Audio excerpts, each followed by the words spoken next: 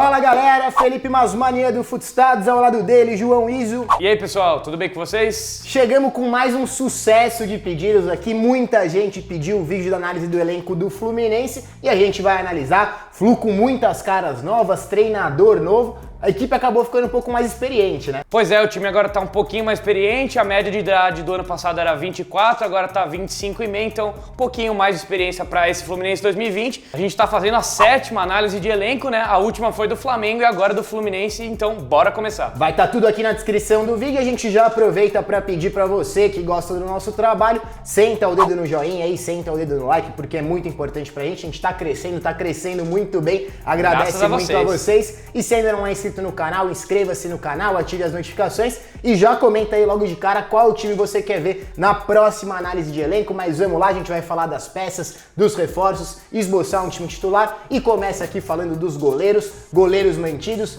Muriel, o Muroel, né, que foi muito bem no Campeonato Brasileiro. Segundo turno de excelência, né? Muito bom, uma das boas surpresas do Fluminense. Marcos Felipe, que também, quando foi exigido, assumiu bem a bronca. E o Marcelo, jogador da base também. Marcos Felipe e Marcelo mais jovens. Muriel, um cara de mais experiência, que deve ser o titular do Fluminense na temporada. O Marcelo, que é o Marcelo Pitaluga, foi campeão do Sub-17 recentemente aí com a seleção brasileira, jogador de muito potencial, né? Mas a gente consegue ver na cara dele como é novinho. 17 anos apenas, né? É verdade, Muriel, a gente já coloca ele aqui no time titular. Tem como, né? Vai ser ele o goleiro, pelo menos no começo da temporada. O Marcos Felipe ainda tem um bom potencial de crescimento também, mas a gente começa com o Muriel.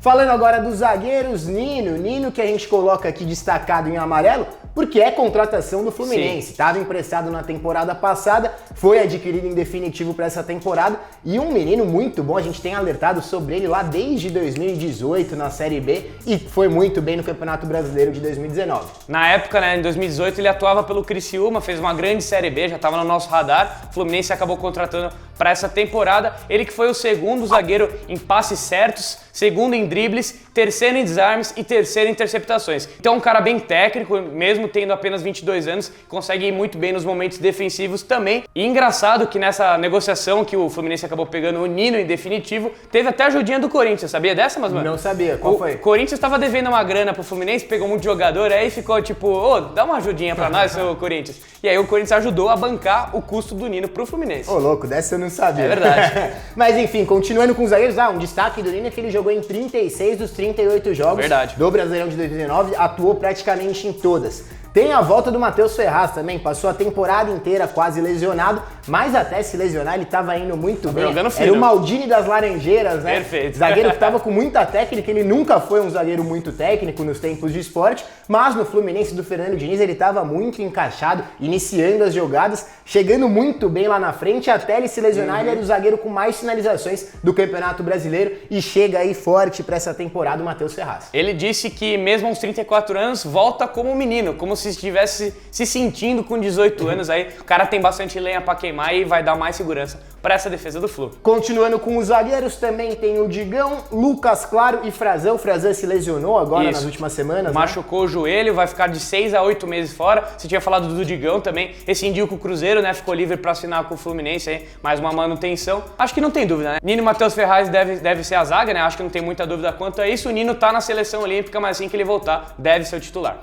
Falando agora de laterais, Gilberto, mais um que estava emprestado e agora é do Fluminense. Gilberto, um ponto de equilíbrio aí do Fluminense, um cara que vai muito bem nos cruzamentos. Esse aqui vai ser titular também, a gente não tem dúvidas disso. Igor Julião, reserva na lateral direita. E Egídio, contratado agora. Egídio, sempre que fala de Egídio, tem muita polêmica em volta, muita crítica, muita corneta. Egídio que já teve seus grandes momentos, principalmente no Palmeiras, 2015, 2016, ele foi uma peça importante. No Cruzeiro, em 2013 e 14, né? É verdade. Faz tempo, é verdade. Foi o auge dele, né? Mas o foi auge lá em bicampeão. 2013 e 14, mas no Cruzeiro, na passagem em 2019, ele não foi nada bem, assim como praticamente todo o time do Cruzeiro. E uma estatística bem negativa é que entre todos os jogadores que cruzaram pelo menos 100 vezes, ele teve a pior porcentagem de acerto. 12,7%. É pouco, hein? Pra quem não tem muita noção, é um número bem preocupante, né? 25%, 24% aí já fica um número mais interessante, mas aí o Egídio foi muito mal. Só o 19º lateral que mais acertou cruzamentos no Brasileirão, então realmente é um cara que deixou a desejar nesse quesito. Teve até uma média boa de desarmes, 2,1 por jogo, né? Comparando com o Caio Henrique, que na minha opinião, pelo menos, foi o melhor jogador do Fluminense na última temporada, ele teve uma média de 2,2 desarmes, então nisso aí, pelo menos, eles ficaram praticamente iguais. Agrega experiência, mas Sim. dentro do campo a gente ainda quer ver melhor como vai funcionar. E para completar aqui entre os laterais, Mascarenhas e Ourinho, dois que servem como opção para lateral esquerda, mas a gente vai dar um voto de confiança pro Egídio aqui, a gente coloca a dupla de laterais com o Gilberto e com o Egídio, muito por essa experiência, de repente aí pode voltar aos bons tempos, vamos ver como o Odair vai colocar ele em campo. Indo agora para os volantes, aqui 3 contratados, Três né? caras novos. Henrique, do Cruzeiro, a gente falou, quando a gente estava falando do Egídio, que quase ninguém foi bem no Cruzeiro. O Henrique foi das poucas peças que se salvaram no índice Footstats no Campeonato Brasileiro. Ele foi o melhor jogador da Raposa. Muito impulsionado pelos passes, né? Ele foi o 4º volante em passes totais no Campeonato Brasileiro do ano passado, 51 em média, um cara que tá sempre passando a bola pelos pés dele, não é um cara tão combativo assim, que desarma tanto, mas consegue aliar bastante esse controle de jogo, e isso é importante na equipe do Odair. Quem é um cara mais combativo, esse sim, sempre com um número muito bom de desarmes, é o Hudson, que estava no São Paulo na temporada passada, já atuou pelo Cruzeiro também, e agora chega no Fluminense para ser esse cara de mais batalha mesmo dentro do meio de campo. Mas o Hudson até avança realmente, é um cara que dá esse apoio, não finaliza tanto, mas tá lá como opção. Ele joga às vezes de lateral direito também. Falando um pouco mais do Hudson, ele teve uma média incrível de desarmes no Brasileiro 2016. 4,2. É alto, hein? Foi o cara, realmente absurdo. Foi o cara que mais desarmou em média naquele Brasileirão. Foi o ano até, inclusive, que ele teve, acho que, mais regularidade no São Paulo, que teve mais jogos. O Hudson que fez um Brasileirão de 2019, praticamente, né, sem atuar, 16 partidas. Perfeito. Dando sequência nos volantes, Yuri, mais um dos que estavam emprestados lá em 2019, que Vários estão definitivos. mantidos pro elenco de 2020, e o Dodge, jogador aí ainda jovem. Mas a gente esqueceu aqui do Iago Felipe, que estava na outra página, acabou passando batido por ele. Iago Felipe, que chega do Goiás, um jogador que também é combativo, teve um número bom de desarmes e fez 2 gols, deu 2 assistências, acabou conseguindo aparecer num momento mais ofensivo no Goiás. Principalmente no segundo turno, né? Quando o Léo Senna, que foi um dos destaques também do Goiás, acabou jogando um pouco mais adiantado, né? O Iago Felipe entrou no time e não saiu mais. Jogador que pode ser útil sim, né? Um cara que consegue aliar bastante esse momento defensivo e ofensivo, deve aparecer muito nessa equipe do Fluminense. Foi o 10º volante do Campeonato Brasileiro em desarmes. Bora esboçar a dupla titular? A gente acha que o Odair Hellmann vai começar com o Henrique e Hudson, privilegiar realmente essa experiência dos dois jogadores, mas o Iago Felipe pode sim correr por fora por uma disputa aqui nesse meio Sem de dúvidas. campo do Flu de Odair. Indo agora para os meias, esses aqui os mais experientes aí praticamente do elenco, jogadores com muita rodagem, Paulo Henrique Ganso e Nenê, jogadores aí que tiveram um 2019 meio apagado, até que tiveram alguns momentos de brilho, mas são apostas do Fluminense para dar um pouco mais de qualidade nesse meio de campo, um passe mais refinado, finalização de fora da área, que os dois conseguem dar também, Nenê e Ganso. Nenê que já tá chegando na reta final da sua carreira, já passou dos 38 anos, né? O Fluminense que perdeu o Danielzinho, vai fazer falta nesse elenco, sem dúvidas, um cara importantíssimo que foi contratado pro Bahia, e o Ganso precisa retomar a sua forma, né? Acho que chegar naquele nível de Ganso de 2010, acho que nunca mais vai voltar. Mas ainda assim, no futebol brasileiro tem qualidade de sobra. Tem qualidade e deve ser o camisa 10 aí titular, o cara responsável pela armação do Fluminense, por isso a gente coloca aqui ele entre os 11 titulares. E agora a gente vai para a parte da frente, a parte do ataque, onde o Flu também tem diversas mudanças aí em relação ao ano passado. O próprio 2019 teve muita mudança, né? Começou com aquele trio com Luciano, Ione Gonzalez e Everaldo. Não terminou ninguém, né? Não sobrou ninguém desse trio. Tinha o Pedro ainda também, né? É verdade, né? Como mudou esse trio? Depois jogou o Marcos Paulo, jogou o João Pedro. O João Pedro saiu pro Watford, né? O Ione Gonzalez foi pro Benfica. 2 perdas, então o Fluminense teve que contratar esse leque de atacantes. Mudou demais, mas aí pontuando os jogadores aqui, Marcos Paulo para começar. Esse uma grande promessa. Marcos Paulo que tem a nacionalidade portuguesa, né? Ele joga, inclusive, né? Pela seleção e fez 4 gols e deu 4 assistências em 24 jogos no campeonato do ano passado. Uma média boa aí para um jogador de beirada de campo. esse menino ainda vai evoluir demais. Uma participação direta a cada 3 jogos, né? Como que você bem pontuou, deve jogar ali pelo setor esquerdo, onde ele costuma jogar mais. Ele que acabou crescendo bastante, né? Na reta final de temporada, os atacantes do Fluminense acabaram caindo de nível e o Marcos Paulo estava só elevando o sarrafo. Então a gente acredita bastante na evolução dele esse ano. Aí o Paulista chega do Avaí e ficou muito marcado pela questão de não ter feito nem ao menos um golzinho no campeonato. É um jogador de beirada de campo, mas que auxilia em outros momentos. Ele foi o maior driblador do Avaí no campeonato e também participou daquela jogada antes da assistência, né? É isso, ele foi líder do Avaí no segundo e terceiro passe antes da finalização, então auxiliava bastante nessa criação, mesmo sendo um ponta, então estava condicionado a criar muito para os seus companheiros. O cara que é muito ciscador, dribla muito, forte fisicamente, canhoto, gosta de atuar pela direita, dá aquela puxada, lembra até o Hulk no estilo de jogo, né? Um cara bem forte fisicamente, mas como você falou da finalização, né? Não fez nenhum gol até na carreira, então jogador que tem mas que muito crescer jovem bastante, ainda, né? 21, 22 anos. Eu vejo margem de evolução nesse garoto, sim. Acho que pode ser bastante impulsionado pelo estilo de jogo do Odair. Tô bem curioso. Mais um jovem aqui que o Fluminense contrata é Fernando Pacheco. Tem nome de brasileiro, mas é peruano. É peruano e destaque da seleção peruana sub-23, tanto é que ele assinou o contrato com o Fluminense e logo já voltou para a disputa do pré-olímpico. O Fluminense comprou o jogador por 3 milhões de reais, né? O Fernando Pacheco, que prometeu muitos gols, mas engraçado que na última temporada, né, jogando no Peru, ele fez apenas 2 golzinhos em 36 jogos, ele mesmo definiu isso, o cara goleador, então vamos ver como que ele vai colocar isso em prática em 2020.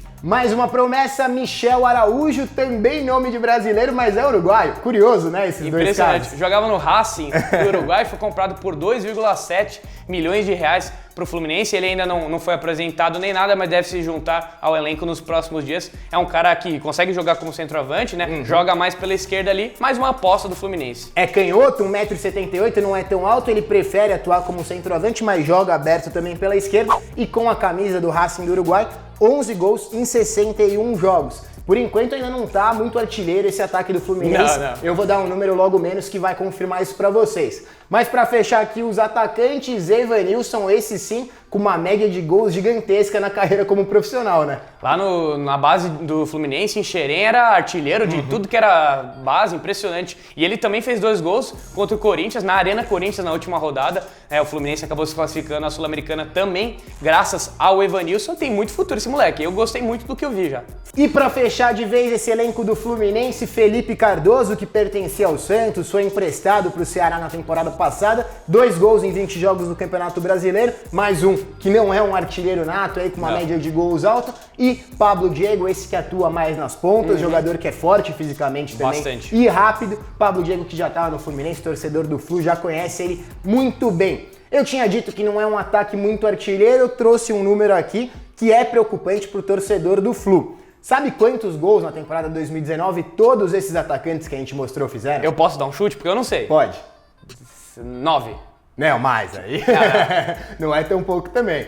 15. Só o Marcos Paulo fez 6. É verdade. 15. Pouco mais de 15. 19 gols de todos esses atacantes, mas sendo que 6 do Marcos Paulo e 6 do Michel Araújo. Se pegar como fator de comparação a temporada passada do Flu, só o Ione Gonzalez fez 17, que é praticamente a soma dos gols de todos esses atacantes. Então, o ataque do Flu, que estava acostumado lá no começo de 2019 a ter Luciano, que é artilheiro, Pedro, Ione Gonzalez, vai ter que ter um pouco de paciência com esses garotos, ver como eles vão evoluir, porque realmente não são jogadores que fizeram muitos gols na temporada 2019. Mas vamos montar esse time titular inteiro aqui, então, colocando as últimas 3 peças de ataque. A gente coloca Caio Paulista pela direita, Marcos Paulo mantido lá pela esquerda e Evanilson começando como titular a temporada 2020. Para bater rapidinho o time inteiro, Muriel no gol, Gilberto e Egídio nas laterais, uma dupla de zaga com Nino e Matheus Ferraz. Lá no meio de campo, Hudson, Henrique e Ganso, meio de campo bastante experiente, um pouco lento, né? Tá certo, a gente tem que afirmar isso, talvez esteja faltando alguma opção de mais velocidade nesse meio de campo, mas aí os 2 pontas compensam bem com velocidade, Caio Paulista e Marcos Paulo, e lá na frente Evanilson, como a gente já falou. O que esperar desse Fluminense de Odair Hellmann? Nos últimos dias a gente gravou um vídeo do Inter, do Kudê, que estava contratando jogadores, mas nem tanto ao estilo do treinador, e eu acho que isso se aplica também ao Fluminense. O Odair é um cara que gosta muito de puxar contra-golpe, um cara que explora muito a transição. Mais criativo mesmo, né? Sim, explorando bastante essa transição para chegar rapidamente ao ataque. No Inter, o Odair tinha peças como Patrick, Edenilson, um cara que conseguiam aliar bastante esse momento. No caso, os dois volantes aqui não são muito rápidos, não são jogadores tanto de transição, e tem o Ganso, muito mais experiente agora, né? No Inter tinha o D'Alessandro, mas o D'Alessandro jogava pela direita, né? Caindo mais pro meio. O Ganso vai ficar mais parado no meio de campo. Mas o que me preocupa mais é a falta de experiência no ataque, né? Um time que tem jogadores muito jovens, que estão condicionados a todo tempo de tomar decisões no terço final, precisam acertar o gol, precisam criar assistências, então é mais difícil, e como o Masman falou, tem que ter muita paciência com os garotos. E para passar a régua de vez, a gente traz esses 27 nomes que a gente destacou em uma tela só. Essa tela vai estar nas nossas outras redes sociais também. Se você não segue a gente por lá ainda, aproveita para seguir Twitter, Facebook, Instagram. A gente está em todas. O link vai estar aqui na descrição do vídeo. Esse é o elenco que vai estar nas mãos do Odair Hellmann, Fluminense de 2019. Começou com o Fernando Diniz, uma ideia completamente diferente, muita posse de bola, muitos passes. Foi começando a caminhar para uma outra linha, já com o Marcão, logo depois do Oswaldo de Oliveira. Sim. Marcão conseguiu equilibrar um pouco melhor e agora chegou daí esse sim, um técnico mais reativo que vai esperar os adversários proporem no jogo para contra-golpear. É isso aí, a gente espera que vocês tenham gostado da nossa análise. Se você gostou, não deixe de dar o seu joinha aí, senta o dedo no like porque é muito importante pra gente. Se ainda não se inscreveu no canal também, a gente pediu lá no comecinho do vídeo, mas a gente sabe que nem sempre a galera se inscreve. Eu mesmo, às vezes não me inscrevo em vários canais que eu tô vendo direto, mas se inscreve aí porque é muito importante pra gente crescer cada vez mais. E você aí não deixe de comentar também qual vai ser o próximo time. Muita gente pediu o Fluminense, muita mesmo. Então a gente veio aqui e trouxe a análise pra vocês. Tem muita gente pedindo Atlético Mineiro, Grêmio. Vamos ver aí qual time vai ser mais pedido, que a gente começa a próxima semana já fazendo uma análise de elenco. A gente volta nos próximos dias com mais vídeos. Um abraço e até mais. Falou, tchau, tchau.